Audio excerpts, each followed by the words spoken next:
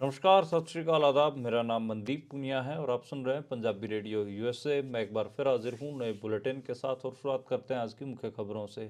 Israel और Hamas का युद्ध विराम हो सकता है, ऐसे संकेत मिल रहे हैं कि दोनों ही पार्टियों के लोग अब एक शांति वार्ता की तरफ बढ़ रहे हैं। कहा जा रहा है कि हमास और इजराइल में 45 दिनों के अंदर सीज फायर होने की उम्मीद है। यूक्रेन ने दावा किया है कि मॉस्को में हुए बम विस्फोट में मारे गए रूसी सेना के बड़े अधिकारी की हत्या यूक्रेन ने ही करवाई है। इसके अलावा अमेरिका ने दावा किया है कि रूसी सेना के साथ लड़ते हुए नॉर्थ कोरिया के कुछ सैनिक भी मारे गए हैं। आज केंद्रीय कानून मंत्री अर्जुन मेघवाल ने संसद में वन नेशन वन इलेक्शन विधेयक पेश किया, जिसके पक्ष में 269 वोटें पड़ी जबकि उसके खिलाफ 198 वोट पड़ी। ये विधेयक आज संसद में पास नहीं हो सका। कांग्रेस ने कहा कि सरकार के पास 2/3 बहुमत नहीं है। खनौरी बॉर्डर पर भूख हड़ताल पर बैठे जगजीत सिंह डल्लेवाल को आज पूरे 22 दिन हो गए हैं। भूख हड़ताल के कारण उनका 13 किलो वजन कम हो चुका है और उन्हें साइलेंट हार्ट अटैक का खतरा है। इसके अलावा आज किसानों ने सुप्रीम कोर्ट द्वारा नियुक्त कमेटी का बहिष्कार भी कर दिया है और कहा है कि अब जो भी बात होगी वो केंद्र सरकार से होगी। किसान कमेटी के आगे अपनी बात नहीं रखेंगे। एसजीपीसी के प्रधान हरजिंदर सिंह धामी की मुसीबतें लगातार बढ़ती जा रही हैं। उनके खिलाफ अब श्रोमणी अकाली दल की महिला विंग श्रीकाल तक साई पहुंच गई है और उनके खिलाफ शिकायत दर्ज करवाई गई है। बता दें कि हरजिंदर धामी ने बीबी जागीर कौर के खिलाफ अपशब्द कहे थे। ये थी आज की मुख्य खबरें। अब करते हैं इन खबरों का विश्लेषण और शुरुआत करते हैं पहली खबर से। पहली खबर आज इंटरनेशनल लेवल पर सभी मुल्कों को चौंका दिया उस खबर ने, और खबर है कि हमास और इजराइल के बीच में अब सीज फायर हो सकता है, यानी कि समझौता हो सकता है, यानी कि शांति वार्ता उनकी चल रही है। ऐसे संकेत मिल रहे हैं जिसमें कहा जा रहा है कि दोहा की राजधानी कतर में दोनों पार्टियां वहां पर मौजूद हैं और दोनों के बीच में बातचीत चल रही है। हमास के अधिकारी भी वहां पर मौजूद हैं और इजराइल के जो रक्षा डिफेंस मिनिस्टर हैं वो भी वहां पर मौजूद हैं। तो जो बात चल रही है उसमें कई चीज़ें निकल कर आ रही हैं। इसमें जो इजराइल के रक्षा मंत्री इसराइल काद्स हैं, उन्होंने कहा है कि समझौता पहले की तुलना में बेहद नज़दीक पहुंच गया है। उन्होंने सिर्फ इतना ही मीडिया को कहा है। इसके अलावा जो इजरायली प्रतिनिधि मंडल है वो लगातार कतर की राजधानी दोहा में मौजूद है। फलस्तीनी अधिकारियों का कहना है कि 3 चरण की इस योजना की शुरुआत में 45 दिनों के अंदर गजा में बंधक बनाए गए आम लोगों और महिला सैनिकों को छोड़ा जाएगा। साथ ही शहर के केंद्रों, तटीय इलाकों और मिस्र की सीमा से लगी रणनीतिक जगहों से इजरायली सुरक्षा बाहर निकलेंगे। यानी कि जो कुछ इलाके हैं जो हमास के हैं, खासकर मिस्र के एक हिसाब से शहर जो मिस्र के जो सीमा है उसके पास लगते इलाके, और जो गजा में जो तटीय इलाके हो गया, फिर सेंट्रल इलाका हो गया, उससे जो इजरायली सेना है वो बाहर निकलेगी। ये इस बात पे सहमति बनती दिख रही है। इसके अलावा जो गजा में एक हिसाब से इजराइल की महिला सैनिक हैं और जो दूसरे सैनिक बंधक बनाए गए हैं उनको भी छोड़ा जाएगा। तो इस पे ऐसा लग रहा है कि बातचीत है वो नज़दीक है और दोनों ही पार्टियां लगातार इस बात के संकेत दे रहे हैं। अब दूसरी खबर की बात करते हैं। दूसरा जो युद्ध चल रहा है यूक्रेन और रूस के बारे में, वहां से एक अपडेट है। यूक्रेन ने बड़ा दावा किया है। यूक्रेन ने कहा है कि मॉस्को में जो स्कूटर में जो ब्लास्ट हुआ है, जिसमें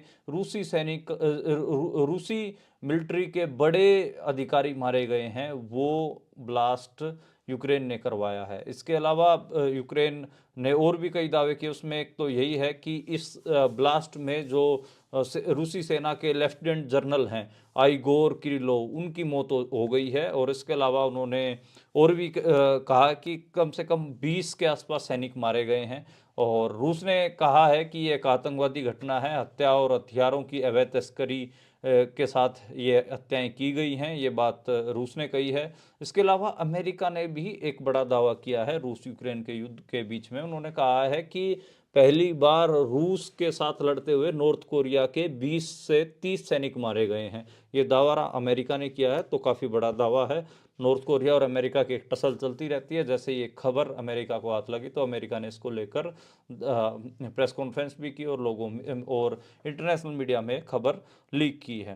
खैर, अगली खबर की ओर बढ़ते हैं। जो अगली खबर है वो इंडियन पार्लियामेंट के अपर हाउस राज्यसभा से आई। राज्यसभा में चल रहे संविधान के ऊपर चर्चा को लेकर आज केंद्रीय गृह मंत्री अमित शाह ने अपनी बात रखी है। अमित शाह ने पहले तो एक हिसाब से वीर सावरकर को डिफेंड किया, क्योंकि वीर सावरकर को लेकर राहुल गांधी ने बड़ी टिप्पणी की थी।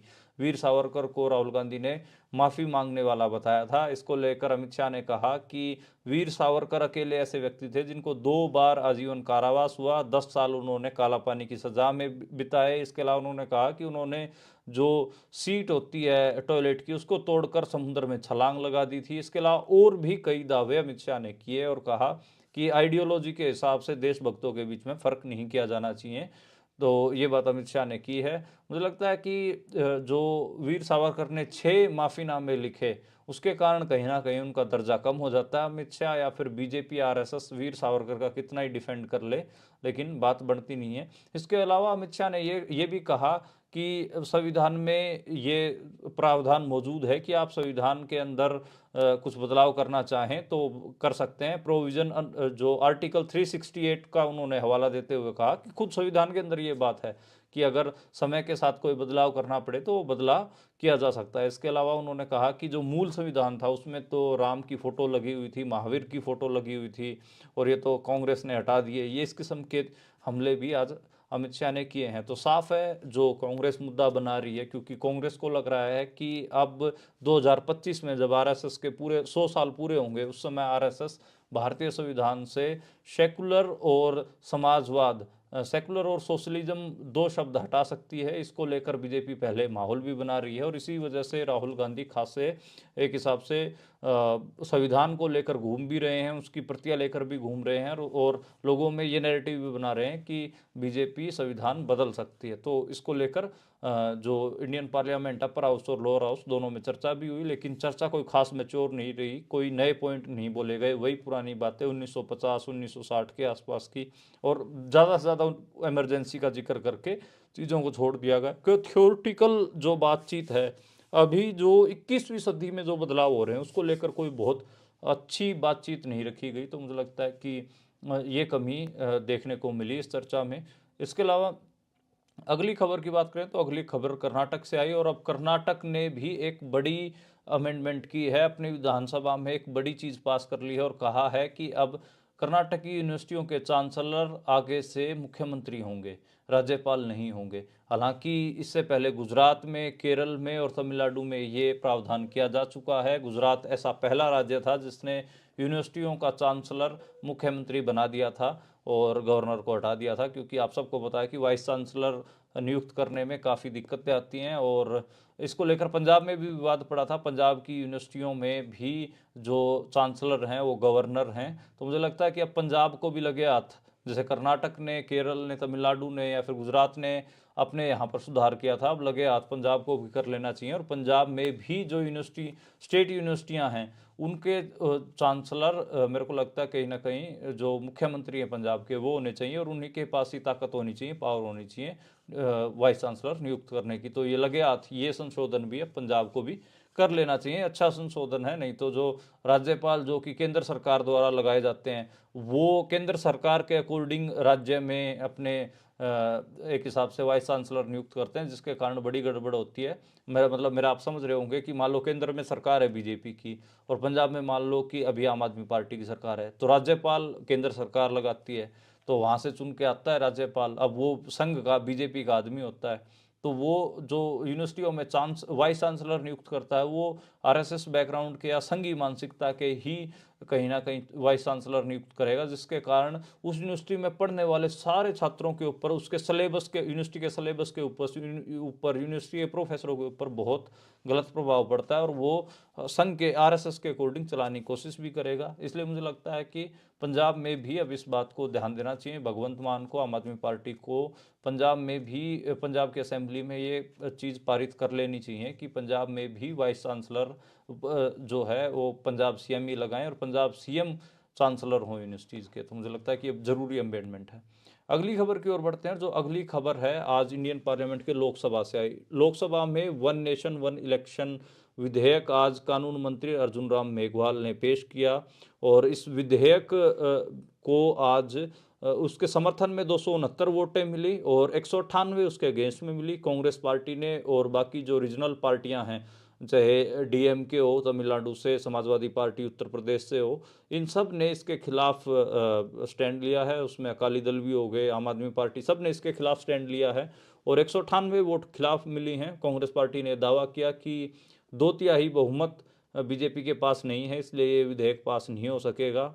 और इस विधेयक में क्या है कि एक ही टाइम पे लोकसभा और विधानसभा के इलेक्शन हो। कांग्रेस ने इसे जो इंडिया का फेडरल स्ट्रक्चर है उसके ऊपर चोट बताई है।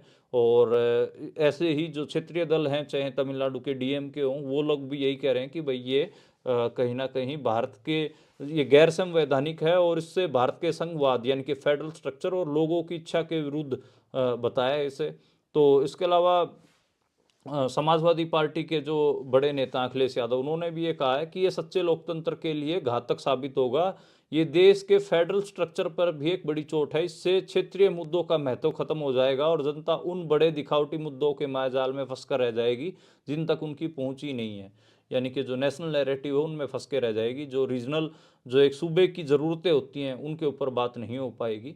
तो ये इसको लेकर बड़ी बात समाजवादी पार्टी के नेता अखिलेश यादव ने भी कही है। पंजाब से उस हिसाब से अभी के लिए वन नेशन वन इलेक्शन का इतना विरोध नहीं दिख रहा है। मुझे लगता है कि पंजाब के इंटेलेक्चुअल्स को भी लगातार इसके ऊपर बोलना चाहिए और इसका विरोध करना चाहिए कम से कम। फिर अगली खबर की ओर बढ़ते हैं और जो अगली खबर है वो किसान आंदोलन से आई। और किसान आंदोलन में आज खनौरी बॉर्डर पर भूख हड़ताल पर बैठे हुए जगजीत सिंह डल्लेवाल को पूरे 22 दिन हो गए हैं। उनका 13 किलो वजन कम हो गया है। उनके मेडिकल बुलेटिन में आज फिर बताया गया कि उनको साइलेंट हार्ट अटैक का खतरा है और स्थिति इतनी गंभीर है कि आज जो जगजीत सिंह डल्लेवाल हैं वो अपनी ट्रॉली से बाहर स्टेज के ऊपर भी नहीं आए, जनता को दर्शन भी नहीं दिए। वो अपनी ट्रॉली में ही लेटे रहे और उनकी जो हालत है वो काफ़ी नाजुक बनती जा रही है। उनका वो काफ़ी जो दिक्कतें हैं, उनको कैंसर भी है तो उसकी दवाइयाँ भी वो नहीं खा रहे हैं, तो काफ़ी मुश्किल हो रहा है। और डॉक्टरों ने अपने मेडिकल बुलेटिन में ये भी कहा है कि अब डल्लेवाल का शरीर खुद के शरीर को ही खा रहा है, यानी कि उनका शरीर अब अपने ही बॉडी पार्ट्स को खाने लग गया है। तो काफ़ी गंभीर स्थिति है। और इसको लेकर जो सुप्रीम कोर्ट ने हाई पावर कमेटी बनाई थी उसने भी इच्छा जताई थी अपनी किसानों से बातचीत करने की। तो उस पर आज किसानों ने एक बड़ा लेटर जारी किया, बड़ी चिट्ठी जारी की है, जिसमें उन्होंने कहा है कि भाई वो सुप्रीम कोर्ट की जो कमेटी है उससे मीटिंग नहीं करेंगे। जो भी अब बातचीत होगी वो केंद्र सरकार से होगी। और उसमें 4 बातें बड़ी हैं, जिसमें उन्होंने, जगजीत सिंह डल्लेवाल ने पहले तो अपनी भूख हड़ताल का जिक्र किया और उन्होंने कहा कि 22 दिन हो गए हैं और मेरी मेडिकल स्थिति की आप लोगों को जानकारी मिल रही होगी और आज 43 दिन बीत चुके हैं जब मैंने इसको अनाउंस किया था, अभी तक आप लोग मिलने नहीं आए, इसको भी उन्होंने कहा। दूसरा, उन्होंने कहा कि 40 से ज़्यादा किसान घायल हुए हैं। शंभू बॉर्डर से जो किसान पैदल दिल्ली मार्च करना चाह रहे थे उसमें 40 से ज़्यादा किसान घायल हुए हैं। और तीसरा, उन्होंने कहा कि कमेटियां सिर्फ औपचारिकता के लिए बनाई जाती हैं, इनके अंदर ठोस तो कुछ होता नहीं है, इसलिए ये बात कही है उन्होंने। और उन्होंने कहा कि अभी तक 22 दिन हो गए हैं, अभी तक आप लोगों को मेरे पास आने का समय नहीं मिला, क्या ये कमेटी मेरी मौत का इंतजार कर रही थी? तो बहुत काफ़ी सख्त शब्दों में जगजीत सिंह डल्लेवाल ने अपनी बात कही है। चौथा, उन्होंने कहा है कि मांगों पर बातचीत केंद्र सरकार से होगी, यानी कि हमारी जो बातचीत है वो केंद्र सरकार से होगी। कमेटी के पास कोई हल तो है नहीं, सोल्यूशन तो है नहीं, वो सिर्फ हमारी बात सुन सकती है।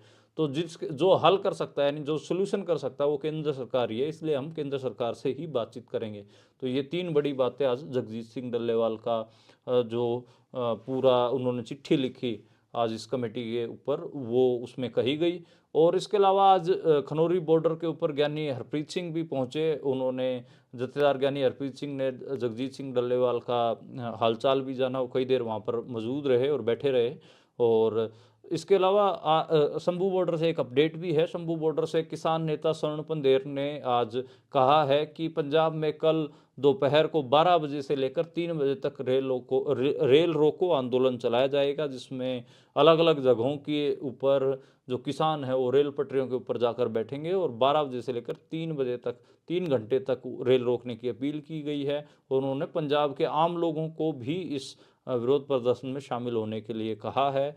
और ये डल्लेवाल जी की सॉलिडेरिटी के लिए किया जा रहा है। कल हरियाणा में बड़ा ट्रैक्टर मार्च भी हुआ था। इसके अलावा आज हरियाणा में लगभग 18 किसान संगठनों ने बड़ी पंचायत की, जिसमें उन्होंने कहा है कि वे अब खनौरी बॉर्डर की तरफ मुंह करेंगे और खनौरी बॉर्डर की तरफ कूच करेंगे। जगजीत सिंह डल्लेवाल के भूख हड़ताल का उन्होंने समर्थन किया है और कहा है कि पंजाब के किसानों के साथ अब वो खड़े होंगे।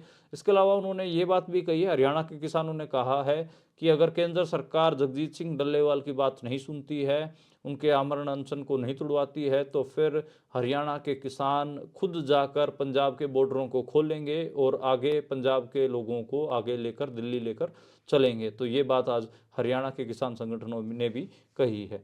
अगली खबर की ओर बढ़ते हैं और अगली खबर एसजीपीसी के प्रधान हरजिंदर सिंह धामी के बारे में। खबर आपको पता है कि उन्होंने एक टेलीफोनिक इंटरव्यू में बीबी जागीर कौर को अपशब्द कहे थे और उसको लेकर जो पंजाब के महिला आयोग है उन्होंने भी उनको चिट्ठी लिखी थी, जिसके कारण उनको महिला आयोग में जाना भी पड़ा था अपनी बात रखने के लिए। उन्होंने माफ़ी भी मांगी थी और वीडियो भी बना चुके हैं, लेकिन उनकी मुश्किलें अब कम होती नज़र नहीं आ रही हैं। आज श्रोमणी अकाली दल की जो महिला विंग है वो भी आज श्री अकाल तख्त साहिब पहुंची और उन्होंने भी आज हरजिंदर सिंह धामी के खिलाफ श्री अकाल तख्त साहिब में कार्रवाई करने की बात कही है। अब ज्ञानी रघुबीर सिंह के ऊपर है, जो कि अकाल तख्त साहिब के जत्थेदार हैं, कि वो क्या फैसला लेते हैं। हालांकि हरजिंदर सिंह धामी पहले ही श्री अकाल तख्त साहिब के सेक्रेटरीट पहुंच गए थे और वहां पर उन्होंने लिखित में माफ़ी दे दी है, लेकिन मुझे लगता है कि श्री अकाल तख्त साहिब की फसील से हरजिंदर सिंह धामी को सज़ा सुनाई जानी चाहिए। जिस हिसाब से उन्होंने जितनी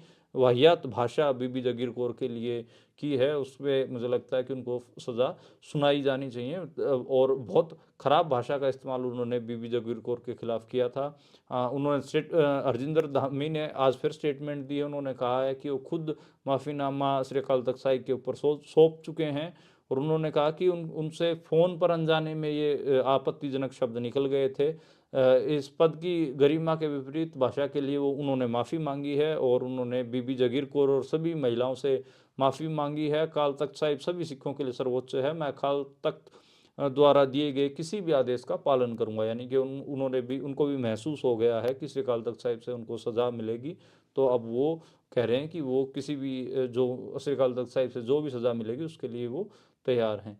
तो एक हिसाब से बड़ा टेढ़ा मामला फंस गया है और हरजिंदर धामी के लिए मुश्किलें कम नहीं होती जा रही, क्योंकि वो शब्द कोई भी सुनेगा तो अभी बहुत ख़राब लगेगा। और श्रोमणी अकाली दल की जो महिला विंग की प्रधान हैं बीबी किरणजीत कौर, उन्होंने भी कहा कि उन्होंने पहले शुरू से ही माँ बहन की गालियाँ निकालना शुरू कर दिया और फिर माफ़ी मांग ली। ये ठीक नहीं है। मतलब आप ऐसे गाली गलौज करोगे महिलाओं को और फिर बच के निकल जाओगे, एक सिंपल माफ़ीनामा दे के निकल जाओगे, तो ये ठीक नहीं है। तो आज श्रोमणी अकाली दल की महिला विंग ने भी स्टैंड लिया। इसके अलावा एक लोकसभा से एक अपडेट और रह गई, मैं आपको बता दूं कि आज श्रोमणी अकाली दल की नेता संसद में और एकमात्र सांसद बठिंडा से, तो उन्होंने भी आज पंजाब यूनिवर्सिटी के सीनेट चुनाव का मुद्दा उठाया है। उन्होंने कहा है कि पंजाब यूनिवर्सिटी के सीनेट का कार्यकाल 1.5 महीने पहले ख़त्म हो चुका है, वहाँ पर सीनेट के चुनाव करवाए जाने चाहिए।